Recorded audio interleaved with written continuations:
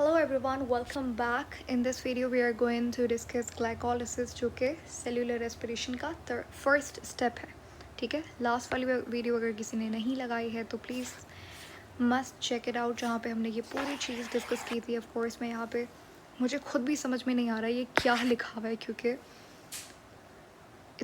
Everything is just so messed up. But anyways, अगर किसी ने वो वीडियो नहीं भी लगाई है so it's okay, but I highly recommend you to watch that video, check it out.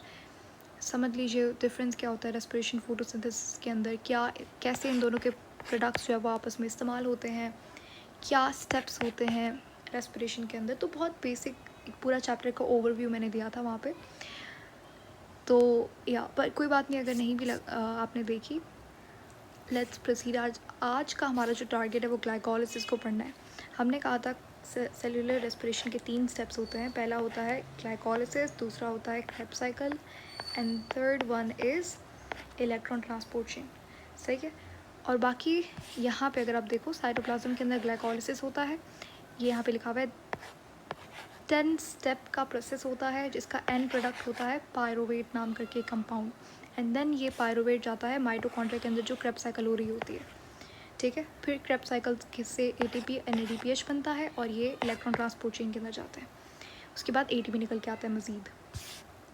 तो ये बेसिक सी इन्फॉर्मेशन हम लोग ऑलरेडी देख चुके हैं. आज का हमारा जो पर्पस है वो है ये 10 स्टेप्स को पढ़ना, किस तरीके से ग्लूकोज टूटता है. ठीक है, उसके बाद मैंने आपको बताया था ग्लाइकोलिसिस जो है, नाम से पता चल रहा है कि लिसिस यानी कि for example lipolysis, breakdown of lipids, उसी तरीके से breakdown of glucose is glycolysis. लेकिन क्या ज़रूरी है हमेशा ग्लाइकोलिसिस के अंदर ग्लूकोज ही टूटे? नहीं, कोई और कार्बोहाइड्रेट भी टूट सकता है. सही है, जैसे कि फ्रक्टोज हो गया. होता क्या है, जैसे फॉर एग्जांपल ये लीफ है आपका, यहाँ पे सुक्रोज बन रही है फोटोसिंथेसिस से. अब ये जो ग्लूकोज बनी है लीफ के अंदर, ये दूसरे पार्ट्स ऑफ द प्लांट में भी जाएगी. ठीक है, दूसरे पार्ट्स ऑफ प्लांट में भी जाएगी. तो वो कैसे जाएगी? वो सुक्रोज की फॉर्म के अंदर जाएगी. आप जो रेड मॉलिक्यूल्स देख रहे हो ये सुक्रोज है. सुक्रोज क्या होती है? ये भी एक कार्बोहाइड्रेट है, एक शुगर है, जो कि ग्लूकोज प्लस फ्रक्टोज से बनती है. ठीक है, तो फ्रक्टोज से भी ग्लाइकोलिसिस रेस्पिरेशन हो सकती है, मगर मेनली मोस्ट कॉमनली जो शुगर हम लोग इस्तेमाल करते हैं रेस्पिरेशन के लिए, दैट्स ग्लूकोज. ठीक है. अच्छा, एक यहाँ पे इम्पोर्टेंट पॉइंट फॉर MCQs, जब सुक्रोज को आप तोड़ते हो ग्लूकोज प्लस फ्रक्टोज के अंदर, जो एंजाइम इस्तेमाल होता है दैट्स इन्वर्टेज. ठीक है. उसके बाद हमें पता है कि ह्यूमन के अंदर ग्लूकोज जो स्टोर होती है वो किस फॉर्म के अंदर होती है? ग्लाइकोजन फॉर्म के अंदर. ठीक है, जो भी एक शुगर ही है. ठीक है, कार्बोहाइड्रेट. लेकिन प्लांट के अंदर ग्लाइकोजन की फॉर्म के अंदर शुगर स्टोर नहीं होती, स्टार्च की फॉर्म के अंदर शुगर स्टोर होती है. ये जो आप देख रहे हो ये स्टार्च है. ठीक है, जो कि कार्बोहाइड्रेट ही है, पॉलीसेकेराइड ही है. स्टार्च किससे बना हुआ होता है? Glucose plus glucose. इस तरीके से ग्लूकोज की बहुत बड़ी चेन होती है. सही है. तो ये किस तरीके से ग्लूकोज को हम लोग तोड़ते हैं, बहुत छोटी चीज़ है, but still you have to make your basic strong first. उसके बाद यहाँ पे एक बहुत अनक्लियर सी ब्लर पिक्चर दी हुई है, I know, but don't worry, we are just going to write every step एक एक करके. तो ये इस तरीके से यहाँ से 1 to 10 स्टेप करके एक प्रोसेस होता है ग्लाइकोलिसिस. 10 इसके स्टेप्स होते हैं, वो अब आगे जाके हम लोग आज ही, मतलब इसी वीडियो के अंदर आप लोग वही पढ़ोगे. उसके बाद हमारी बॉडी, मतलब प्लांट की बॉडी के अंदर, हमारी बॉडी के अंदर भी यही सेम प्रोसेस होता है ग्लाइकोलिसिस का. तो सही है. तो ये जो आप ग्लूकोज देख रहे हो, ये ग्लूकोज से हम लोग क्या करते हैं? ATP निकालते हैं. सही है. जब ग्लूकोज टूटता है तो उससे ATP निकलता है. ठीक है. अब ये जो ATP निकलता है, ये फॉर एग्जांपल रेस्पिरेशन की जब मैं बात करती हूँ, मैंने पहले भी आपको बताया था, रेस्पिरेशन क्या होती है? ब्रेकडाउन ऑफ ग्लूकोज, ताकि हमें एनर्जी मिल सके, ताकि हमें ATP मिल सके. तो यहाँ पे इन दी प्रेजेंस और एब्सेंस ऑफ ऑक्सीजन, यानी कि ग्लूकोज ऑक्सीजन की प्रेजेंस के अंदर भी टूट सकता है और ऑक्सीजन की एब्सेंस के अंदर भी टूट सकता है. जब ऑक्सीजन प्रेजेंट होती है उसे बोलते हैं एरोबिक रेस्पिरेशन. और जब ऑक्सीजन एब्सेंट होती है तो उसे कहते हैं एनएरोबिक रेस्पिरेशन। ठीक है, हमारी बॉडी के अंदर एरोबिक होती है जनरली, लेकिन जब हम लोग भागते हैं, देखो एरोबिक भी आगे जाके 2 कैटेगरीज की हो जाती है, एक होती है लैक्टिक एसिड एनारोबिक रेस्पिरेशन और दूसरी होती है अल्कोहलिक। इसको हम लोग आगे जाके देखेंगे जब हमारा रेस्पिरेशन का बेसिक जो एरोबिक रेस्पिरेशन का प्रोसेस है वो ख़त्म हो जाएगा। एरोबिक रेस्पिरेशन के अंदर इन दोनों के अंदर जो कॉमन चीज़ है, कॉमन बात है, वो ये है ग्लाइकोलिसिस जो कि फर्स्ट स्टेप है वो दोनों के अंदर होता है। ठीक है, दोनों के अंदर ग्लाइकोलिसिस होता है, लेकिन क्रेब्स साइकिल है और आपके पास इलेक्ट्रॉन ट्रांसपोर्ट चेन है, ये दोनों प्रोसेसेस सिर्फ एरोबिक के अंदर होता है, एनारोबिक के अंदर नहीं होते। ठीक है, इसीलिए एरोबिक रेस्पिरेशन एक बहुत एफिशिएंट प्रोसेस है। यहाँ पे हम लोग एक ग्लूकोज के मॉलिक्यूल से बहुत सारा एटीपी निकाल देते हैं, जबकि एनारोबिक के अंदर एक ग्लूकोज के मॉलिक्यूल से बहुत थोड़ा एटीपी निकलता है। सही है, तो ये बात याद रखिएगा, 1 molecule of glucose C6H12O6 makes 38 ATPs in aerobic respiration। दोबारा से कह रही हूँ, एरोबिक रेस्पिरेशन लिखा है यहाँ पे, जबकि एक ग्लूकोज का मॉलिक्यूल 2 ATP बनाता है एनारोबिक रेस्पिरेशन के अंदर। वेरी इंपॉर्टेंट रिगार्डिंग MCQs, सबसे ज़्यादा I think one of the most important questions for respiration for bio energetics. Okay, coming back, यहाँ पे आप देख रहे हो एक सेल गिवन है, यहाँ पे न्यूक्लियस है, फिर ये है आपका साइटोप्लाज्म, सेल मेम्ब्रेन है। तो ये हर दुनिया में जितने भी सेल्स हैं इनके अंदर ये बेसिक सा स्ट्रक्चर है। ठीक है, अब यहाँ पे जनरलाइज करके लिखा हुआ है, बहुत सारे ऐसे भी ऑर्गेनिजम्स होते हैं जिनके पास सेल न्यूक्लियस ही नहीं होता। ठीक है, तो बहुत जनरल स्ट्रक्चर यहाँ पे सेल का। तो अगर आप बात करते हो ग्लाइकोलिसिस की, तो मैंने ऊपर ही अभी थोड़ी देर पहले बताया था, अगर आपसे पूछे कि ग्लाइकोलिसिस हो कहाँ पे रहा है, लोकेशन क्या है ग्लाइकोलिसिस की, दैट साइटोप्लाज्म।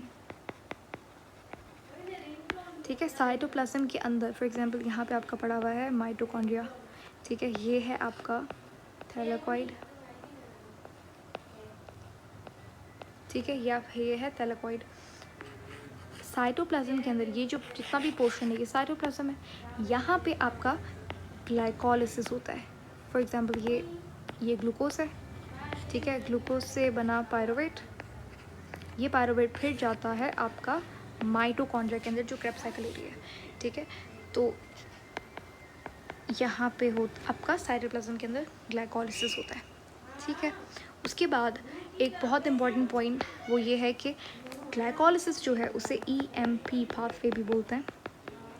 EMP पाथवे इसलिए बोलते हैं क्योंकि 3 साइंटिस्ट थे, एमडन, मेयरहॉफ एंड पार्नस। इन तीनों ने ग्लाइकोलिसिस को डिस्कवर किया था। इन तीनों ने रिसर्च की थी इसके ऊपर, और कंसेप्ट दिया था कि किस तरीके से ग्लूकोज टूटता है और ग्लूकोज के टूटने से ही एनर्जी बनती है। तो ये तीनों का ये पूरा जो जितना भी ग्लाइकोलिसिस का काम है ये इन तीनों ने किया था। उसके बाद यहाँ पे आप स्ट्रक्चर देख रहे हुए कि आप सोच रहे हो कि किसका स्ट्रक्चर है, तो बेसिकली ये है पायरुवेट का स्ट्रक्चर। मैं यहाँ पे दोबारा से कह रही हूँ, पायरुवेट एंड प्रोडक्ट होता है ग्लाइकोलिसिस का। यहाँ पे लिख भी देते हैं, ये क्वेश्चन आ सकता है कि what is the end product of glycolysis, तो दैट विल बी पायरुवेट। ठीक है, पायरुवेट का ये पायरुवेट का स्ट्रक्चर है। स्ट्रक्चर याद करने की not very important again, but formula अगर आप देख लें तो it would be easier for you. It's C3H3O3। Pyruvate और पायरुवेट दोनों सेम ही होता है, बट डिफरेंस ये होता है कि यहाँ पे C3H4O3 होता है, यानी कि एक एक्स्ट्रा ऑक्सीजन हाइड्रोजन होता है पायरुविक एसिड के अंदर। बट अगर आप कन्फ्यूजन हो रही है यहाँ पे, तो अभी के लिए पायरुवेट का फॉर्मूला आप स्किप भी कर सकते हैं, नॉट वेरी इंपॉर्टेंट। तो ये था बहुत बेसिक सा इंट्रोडक्शन ग्लाइकोलिसिस का। मुझे उम्मीद है, आई जस्ट होप कि आपको ये समझ आ गया होगा। आगे बढ़ते हैं, अब असल जो प्रोसेस है हमारा वो हम लोग शुरू करने जा रहे हैं। अब glycolysis, break down of glucose, किस तरीके से ग्लूकोज टूटता है, शुरू करते हैं। 10 स्टेप्स का ये प्रोसेस है, यानी कि 10 हिस्सों के अंदर ये प्रोसेस टूटता है। यहाँ पे दोबारा से मैं बता रही हूँ, पहले वाले जो 5 स्टेप्स होते हैं वो होते हैं प्रेपरेशन फेज़। फॉर एग्जांपल जैसे माइटोसिस मियोसिस के अंदर पहले प्रिपरेशन फेज़ होता है, उसके बाद असल में जो क्या बोलते हैं, सेल की जो सेपरेशन होनी होती है वो बाद में जाके दूसरे फेज़ के अंदर होती है, जो डिवीज़न होनी होती है, रियल डिवीज़न। तो वैसे ही ग्लाइकोलाइसिस के अंदर जो पहले 5 स्टेप्स होते हैं वहाँ पे क्या होता है, प्रेपरेशन हो रही होती है। यहाँ पे एनर्जी रिक्वायर्ड होती है, यहाँ पे एनर्जी रिक्वायर्ड होती है। बट ये जो आखिर वाले फ्रॉम 6 to 10 ये जो स्टेप्स हैं, यहाँ पे ATP रिलीज़ होता है, ठीक है, ना सिर्फ ATP, NADPH भी। तो इतनी बात अगर आपको क्लियर हो गई है तो शुरू करता है ग्लाइकोलाइसिस का प्रोसेस। आपने क्या करना है, पहले ग्लूकोज ले लो, ठीक है। इस तरीके से याद करना है आपको कि आपको लिखते वक्त ही याद हो जाए, ठीक है कुछ भी नहीं, बहुत आसान है। ये सेम वही प्रोडक्ट्स हैं जो आपने फोटोसिंथेसिस, अगर आपने बहुत अच्छे से पढ़ा हुआ है, आपने डार्क रिएक्शन पढ़ा हुआ है, तो आपको बिल्कुल हर एक प्रोडक्ट ज़रूर याद हो जाएगा, क्योंकि सारे प्रोडक्ट सेम ही हैं, कोई प्रोडक्ट चेंज नहीं है। ये सारे प्रोडक्ट आपने C3 के अंदर, C4 के अंदर, कैम के अंदर पढ़े थे। एनीवेज दोबारा से वापस आते हैं, ग्लूकोज ले लिया आपने, ठीक है। अब ये ग्लूकोज के अंदर फॉस्फेट लगा दो, बस ऐसे ही लगा दो फॉस्फेट, ठीक है। तो ये आपका बन जाएगा ग्लूकोज 6 फॉस्फेट। कुछ भी नहीं किया, ग्लूकोज था, ठीक है, ग्लूकोज में आपने लगा दिया एक फॉस्फेट, तो बन गया ग्लूकोज 6 फॉस्फेट। अब ये फॉस्फेट आया कहाँ से, ये फॉस्फेट आया ATP, यहाँ पे एक इस्तेमाल हो रहा है, यहाँ पे एक ATP इस्तेमाल होता है। ATP जब इस्तेमाल होगा तो बना लेगा ATP, ठीक है। अब ये जो ग्लूकोज 6 फॉस्फेट बना है, मुझे ग्लूकोज, अब ग्लूकोज नहीं चाहिए भाई, इसका फॉर्म चेंज करो, तो ये बन जाएगा फ्रक्टोज 6 फॉस्फेट,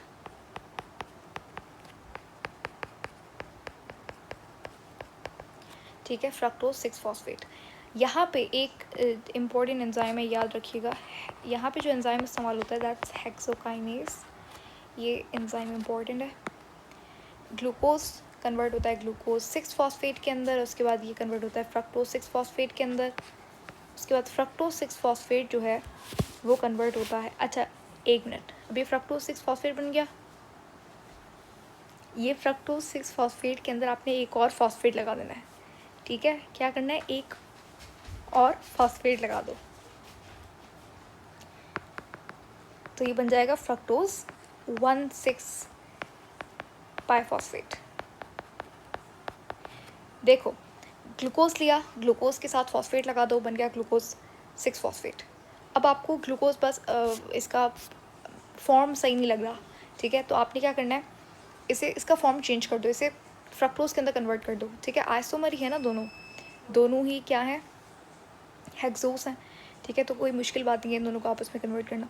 तो फ्रक्टोज 6 फॉस्फेट बन गया। अब फ्रक्टोज कहता है ये जो फॉस्फेट है ये तो भाई ग्लूकोज का फॉस्फेट है, मुझे मेरा खुद का फॉस्फेट दो। तो यहाँ पे हम लोग दोबारा से एक ATP इस्तेमाल करके एक फॉस्फेट ले लेते हैं और वो फ्रक्टोज के साथ लगा देते, तो बन जाता है फ्रक्टोज 1,6 बाइफॉस्फेट, क्योंकि 2 फॉस्फेट है तो बाइफॉस्फेट बन जाता है, ठीक है। अब क्या होना है, ये जो फ्रक्टोज 1,6 फॉस्फेट बना है, यहाँ पे ये क्या है, 6 कार्बन शुगर है, फ्रक्टोज एक 6 कार्बन शुगर है, और यहाँ पे इस तरीके से फॉस्फेट लगे हुए, carbon number 1 and carbon number 6 के ऊपर, 1,6 बिस फॉस्फेट बाइफॉस्फेट।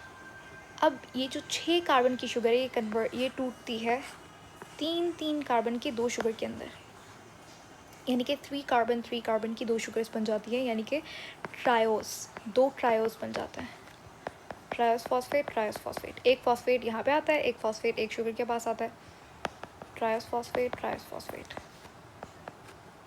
कुछ भी नहीं किया, फ्रक्टोज था, 6 कार्बन था, बहुत लंबी चेन बन रही थी, हमने बीच में से तोड़ दिया, ठीक है, ट्रायोस बन गए। ये दोनों फ्रक्टोज क्या है, हेक्सोस है, 6 कार्बन है। जब इसे तुम तोड़ोगे 2 शुगर के अंदर इक्वली, जब तुम्हें कार्बन देना है दोनों को, तो 3 कार्बन एक के पास आएंगे, 3 कार्बन एक के पास आएंगे, और 3 कार्बन वाली शुगर को बोलते हैं ट्रायोस। इतनी बात क्लियर है। उसके बाद ये जो हमें पता है ट्रायोस 2 तरीके के होते हैं, कोई भी शुगर है वो 2 तरीके का होता है, एक होता है एल्डिहाइड और एक होता है कीटोन। हमारे पास जो ट्रायोस होता है वो होता है ग्लिसरल्डिहाइड, और एक होता है डिहाइड्रोक्सी एसीटोन, ठीक है, डिहाइड्रोक्सी एसीटोन। अभी जो डिहाइड्रोक्सी एसीटोन है ये क्या है, कीटोन है, और ये जो ग्लिसरल्डिहाइड है ये एल्डिहाइड है। अब हमारे पास क्या होता है, दो ट्रायोस बन गए हैं, ठीक है। एक हमारे पास है एल्डिहाइड ग्लिसरल्डिहाइड और एक है कीटोन डिहाइड्रोक्सी एसीटोन। इतना सबको आता है। दो कार्बोहाइड्रेट का आपने bio energy not bio energetics क्या है, बायो मॉलिक्यूल्स अगर आपने पढ़ा हुआ है तो दो तरीके के ट्रायल्स होते हैं। कोई भी शुगर हो वो दो तरीके की होती है, या तो उसमें एल्डिहाइड ग्रुप होगा या तो उसमें कीटोनिक ग्रुप होगा। तो ट्रायल्स हमारे पास जो एल्डिहाइड होती है दैट्स ग्लिसरल्डिहाइड, एक होती है डिहाइड्रोक्सी एसीटोन जो कि कीटोन है। This is ketone sugar, this is aldehyde sugar. होता क्या है, ये दोनों आइसोमर्स हैं एक दूसरे के, ये इंटर कन्वर्टेबल हैं, कन्वर्ट हो सकते हैं एक दूसरे के अंदर। तो ये जितना भी डिहाइड्रोक्सी एसीटोन है ये कन्वर्ट हो जाता है ग्लिसरल्डिहाइड के अंदर, ठीक है। तो यानी कि अब यहाँ पे दो, जितनी भी अब चीज़ें बनेगी वो दो दो बनेगी, क्योंकि दो हो गए ना मॉलिक्यूल ग्लिसरल्डिहाइड के। ये जो था ये कन्वर्ट हो गया इसके अंदर, ठीक है। तो अब क्योंकि हमारे पास जगह नहीं, हम दो दो बार नहीं लिखेंगे एक एक चीज़, तो हम लोग क्या करते हैं ऐसे, मतलब जब पढ़ते हैं तो उसको आप अंडरस्टूड सी चीज़ है कि दो दो चीज़ें बनेंगी। अगर नहीं समझ में, मैं रिपीट कर देती हूँ। देखो ये जो आपके पास ट्रायोस बना है ये कन्वर्ट हो जाता है ग्लिसरल्डिहाइड के अंदर। तो अब आपके पास दो ग्लिसरल्डिहाइड बन गए। तो अब आगे फॉर एग्जांपल यहाँ से कुछ बन रहा है, कोई एक्स चीज़ बन रही है, तो वो क्या सिर्फ एक बनेगी दो मॉलिक्यूल से? नहीं, दो एक्स बनेंगे। अगर वाई बनेंगे तो दो वाई बनेंगे, इस तरीके से होगा, ठीक है। अब मैं दो एक्स लिखना नहीं चाहती क्योंकि दोनों सेम चीज़ें होंगी तो मैं एक बार लिखती हूँ, लेकिन मुझे पता है कि वो दो बन रही हैं। अभी लिखेंगे तो आई होप समझ में आ जाएगा। तो देखो यहाँ पे देखो, मैंने कहा था कि पहले ATP इस्तेमाल होते, तो पहले 5 प्रोसेस, पहले फर्स्ट 5 स्टेप्स हमारे कंप्लीट हो चुके हैं। यहाँ पे आप देख रहे हो 2 ATP इस्तेमाल हुए हैं, ठीक है। अब हमें ATP निकालना है, अब हमें ATP प्रोड्यूस करना है लास्ट वाले 5 स्टेप्स के अंदर। ये जो ग्लिसरल्डिहाइड बना है इसको आपने, ये कन्वर्ट हो जाता है कंपाउंड के अंदर जिसे कहते हैं 1,3-bis फॉस्फोग्लिसरेट के अंदर। 1,3-bis फॉस्फोग्लिसरेट, ठीक है। ये कंपाउंड अगर आपको याद हो, हमने पढ़ा था C3 साइकिल के अंदर, याद कीजिए। यहाँ पे 1,3-bis फॉस्फोग्लिसरेट था, फिर वो कन्वर्ट होता है फॉस्फोग्लिसरल्डिहाइड के अंदर इस तरीके से। खैर C3 से अगर किसी ने नहीं भी पढ़ा हुआ इट्स ओके। तो ये कंपाउंड बनता है, बस इसे आपको आइडिया होना चाहिए। ये एक शुगर है, ये 1,3-bis फॉस्फोग्लिसरेट, ईजी सा नाम है, कोई मुश्किल नहीं है। 1,3 यानी कि 2 फॉस्फेट है और ग्लिसरेट, फॉस्फोग्लिसरेट ग्रुप लगा था उसके साथ। अब यहाँ पे सोचने वाली बात है, इसके पास एक फॉस्फेट था, इसके पास एक फॉस्फेट था, ठीक है। तो दोबारा से कह रही हूँ ये दो बने होंगे, ठीक है, दो बने होंगे। हर चीज़ आप यहाँ से जो पढ़ोगे 6 to 10 स्टेप के अंदर जो चीज़ पढ़ोगे वो दो बने होंगे, ठीक है। लेकिन सोचने की बात ये है कि यहाँ पे बाइफॉस्फेट कैसे बन रहा है, जबकि यहाँ पे तो एक फॉस्फेट था, एक फॉस्फेट इसके पास आया था, एक इसके पास आया था। तो यहाँ पे होता क्या है, यहाँ पे एक फॉस्फेट खुद साइटोप्लाज्म से हम लोग लेते हैं, ठीक है। ये फॉस्फेट ATP से नहीं आता, ये फॉस्फेट हम लोग साइटोप्लाज्म से डायरेक्टली लेते हैं।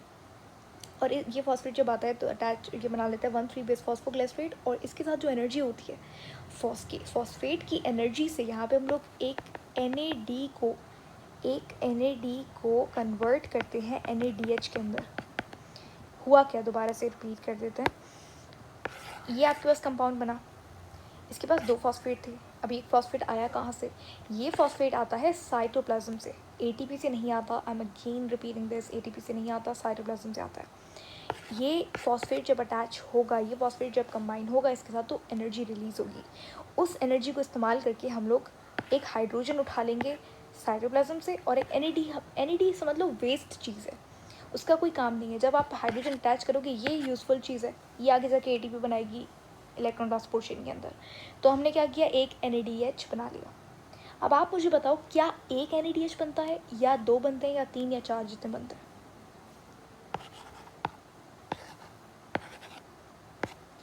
Okay, times up. 2 NADH बनेंगे, क्यों? क्योंकि दो इसके मॉलिक्यूल्स हैं, ठीक है। तो एक से बनेगा, दूसरा दूसरे से बनेगा, यहाँ मैं दोबारा से कह रही हूँ, यहाँ पे जितनी भी चीज़ें होंगी 6 से 10 स्टेप्स के अंदर, वो दो आप पढ़िएगा। अब यहाँ से बहुत इजी साइकिल है, बहुत इजी। अब कुछ भी नहीं करना, फॉस्फेट हटाते रहना है, लगाते रहना है, यही काम है। 1,3 बेस फॉस्फोग्लिसरेट बना। अब आपने 1,3 था, आपने क्या करना है, एक फॉस्फेट हटा दो, तो ये बन जाएगा 3 फॉस्फो, बाय हट जाएगा क्योंकि 2 फॉस्फेट नहीं, एक ही है अभी, 3 फॉस्फोग्लिसरेट, ये भी 2 बनेंगे, ठीक है। और अब क्योंकि यहाँ पे एक फॉस्फेट निकल रहा है तो उससे हम लोग ADP कन्वर्ट हो जाएगा ATP के अंदर, ये भी 2 होंगे। कुछ भी नहीं किया, एक फॉस्फेट हटा दिया, 3 फॉस्फोग्लिसरेट बन गया। अब यहाँ पे आपने क्या करना है, इसको 2 फॉस्फोग्लिसरेट बना दो।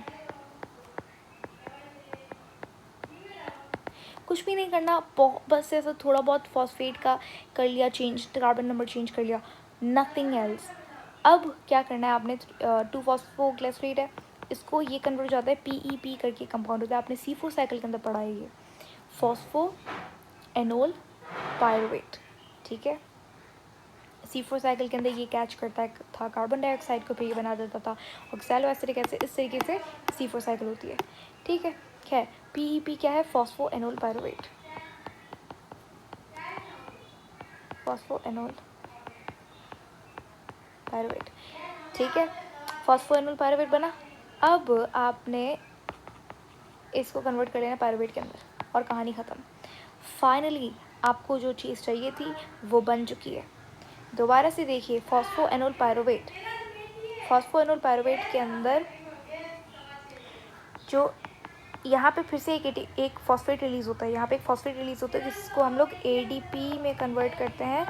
ADP को हम लोग फॉस्फेट अटैच करके उसका एक और ATP हम लोग निकाल लेते हैं, ठीक है। मतलब एक लास्ट में हमने एक और ATP बना लिया, ठीक है। इतनी बात क्लियर है? ओके, अब मैं समराइज़ कर देती हूँ, रिपीट कर देती हूँ। ग्लूकोज था, ग्लूकोज के साथ आपने एक फॉस्फेट अटैच कर दिया, ग्लूकोज 6 फॉस्फेट बन गया। अब फॉर्म अच्छी नहीं लग रही, हमने फॉर्म चेंज कर दी, फ्रक्टोज 6 फॉस्फेट बन गया। अब एक और फॉस्फेट अटैच कर दो, फ्रक्टोज 1,6 फॉस्फेट बन गया। अब ये 6 कार्बन का कंपाउंड था, हमने 3 कार्बन के 2 बना लिए, तो यानी कि ट्रायोस बन गया। ट्रायोस, 2 ट्रायोस बन जाता है। एक होता है ग्लिसरॉल्डिहाइड, एक होता है डिहाइड्रोक्सी एसीटोन। डिहाइड्रोक्सी एसीटोन सारा का सारा कन्वर्ट हो जाता है ग्लिसरॉल्डिहाइड के अंदर। ये वाला कन्वर्ट होता है 1,3 बेस फॉस्फोग्लिसरेट के अंदर, ठीक है। इसको आपको याद करना पड़ेगा, बाकी तो आगे आसान है। फिर 1,3 बेस फॉस्फोग्लिसरेट को आपने कन्वर्ट करना है 3 फॉस्फोग्लिसरेट के अंदर, फिर 2 फॉस्फोग्लिसरेट के अंदर, फॉस्फेट का नंबर आगे पीछे करना है। यहाँ पे आपका बनता है PEP फॉस्फोनोल पायरुवेट, फिर ये कन्वर्ट हो जाता है पायरुवेट के अंदर। अब आप देखिए क्वेश्चन कहाँ से आएगा। यहाँ पे हम लोग लेते हैं, चलो जो चीज़ें इंपॉर्टेंट है वो यहाँ पे डिस्कस कर लेते हैं। अब देखो ATP इस्तेमाल कितना हुआ, दो ATP इस्तेमाल हुए, और कितने ATP बने। देखो यहाँ पे एक ATP बन रहा है, यहाँ पे एक ATP, ये एक इसकी बात कर रही हूँ। मुझे पता है 2 बने, यहाँ पे 2 बने, यहाँ पे भी 2 बने, लेकिन चलो यहाँ पे मैं ये 2 ATP बने, यहाँ पे 2 ATP बने, तो टोटल कितने, 4 ATP बने, ठीक है। 4 ATP बने और 2 NADH बने, सही है।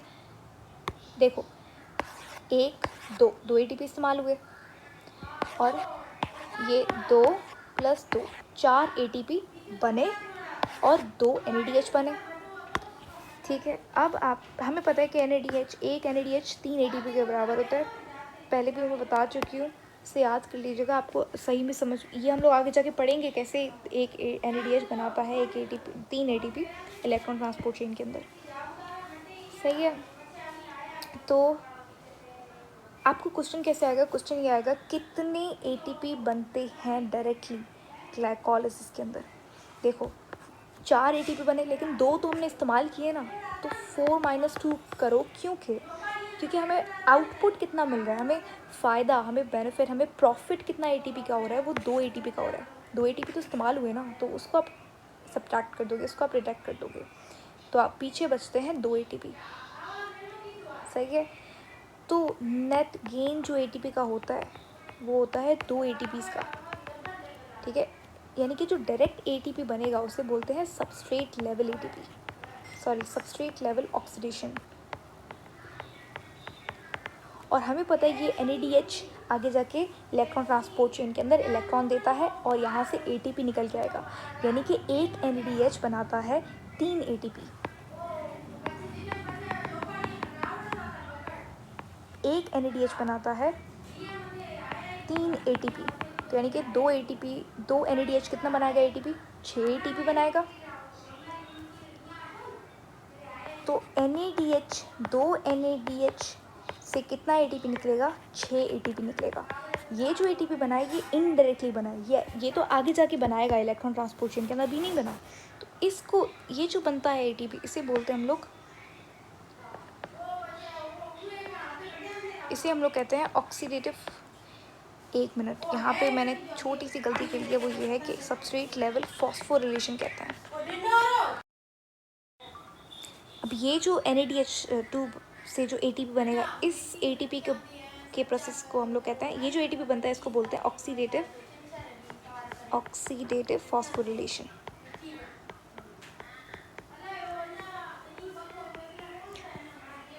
Okay, I'm going to repeat it. I'm going to summarize and give you a conclusion. ATP कितने इस्तेमाल होते हैं? 2 ATP इस्तेमाल होते हैं, ठीक है। ATP बनते हैं कितने? 4 ATP डायरेक्ट बनते हैं, तो उसे हम लोग कहते हैं 4 ATP सबस्ट्रेट लेवल फॉस्फोरिलेशन से बनता है, ठीक है। और 6 ATP 2 NADH बनाएंगे आगे जाके, तो उसे बोलते हैं ऑक्सीडेटिव फॉस्फोरिलेशन। बस क्वेश्चन आपका यहाँ से आएगा, ठीक है। ये भी आपको पूछ सकता है कि कौन सा वो कंपाउंड है जिससे, जो कि बनाता है, अच्छा ये क्वेश्चन मैंने देखा भी था कि कौन सा कंपाउंड बनता है जब पहली बार सबस्ट्रेट लेवल फॉस्फोरिलेशन होता है। अब देखो, सबस्ट्रेट लेवल फॉस्फोरिलेशन, ग्लाइकोलिसिस के अंदर सबस्ट्रेट लेवल फॉस्फोरिलेशन से ATP यहाँ पे बन रहा है। तो जो कंपाउंड बन रहा है वो कौन सा है? ऑफ कोर्स ये वाला कंपाउंड है, और उसका सही ऑप्शन यही था। या आपको ये ऑप्शन ये दिए हुए थे, ठीक है। मुझे एग्जैक्टली नहीं याद, बट कुछ इस तरीके से ऑप्शंस दिए हुए थे, उसमें से ये ऑप्शन करेक्ट ऑप्शन था। क्योंकि जो पहला कंपाउंड है जो कि सबस्ट्रेट लेवल फॉस्फोरिलेशन, ये जो ATP यहाँ पे प्रोड्यूस हो रहा है, ये ATP देख रहे हो ना तुम, इसके बाद जो कंपाउंड बन रहा है वो ये है 3-फॉस्फोग्लिसरेट, तो ये आंसर था, ठीक है। तो ये होता है आपके पास ग्लाइकोलिसिस। क्वेश्चन आपको एनर्जी से ही ऑलमोस्ट हमेशा जो क्वेश्चन आता है वो एनर्जी से आता है। अगर आपको ये भी पूछ सकते हैं कि टोटल ATP कितना होता है, नेट गेन कितना होता है ATP का। ये जो मैंने लिखा है नेट गेन, ये मैंने सबस्ट्रेट लेवल फॉस्फोरिलेशन का नेट गेन लिखा है, ठीक है। टोटल ATP काउंट करो कितना बनता है। सबस्ट्रेट लेवल फॉस्फोरिलेशन से 2 ATP बनता है, और ऑक्सीडेटिव फॉस्फोरिलेशन से कितना ATP बनेगा? 6, यानी कि टोटल ATP कितना बनेगा? 8। क्वेश्चन आएगा ग्लाइकोलिसिस के अंदर टोटल ATP कितना बन रहा है, तो दैट्स 8।